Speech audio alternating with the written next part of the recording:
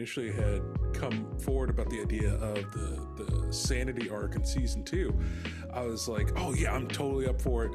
And then I hit this wall that I never realized that I had never worked through about a family member of mine who passed away with Alzheimer's.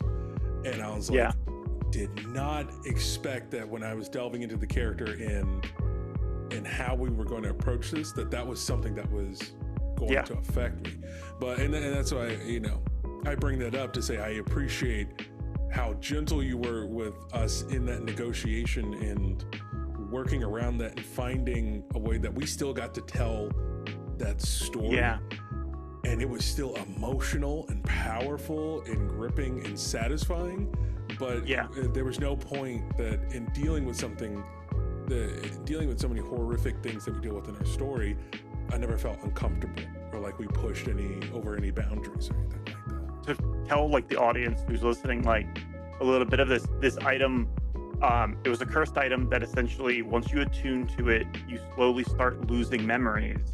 And the item is a memoir of your life. And the moment you attune to it, it fills with a complete detailed account of your life. And so the idea was that you start losing memories, but the memoir has all of your memories, but what you don't know is it's slightly changing them. And so initially our plan was like, okay, Daniel, Aaron's going to start having memory issues and forgetting things. And then you hit that wall when you said, hey, can we not do this? Okay. So what I said instead is, these changes are happening. What's the effect of that on Aaron? And we started talking about it, and we started coming up with like this paranoia and this like irritability or, this thing of like sort of taking the worst from everybody because your memories are being twisted. But that way we just skip the whole forgetting part. And then what I ended up doing is when we got to that moment and the party figured it out and they freed you from it, I then sort of backfilled in saying like, you see now his memories were being corrupted. They were being changed. He was relying on the book. And we didn't have to have you go through that whole thing that you didn't want to.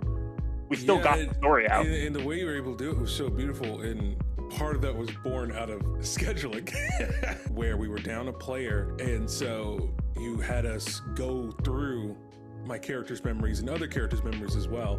But the way you were able to show how subtle this item was twisting everything that he had experienced prior. It was just so masterfully done. It was so good.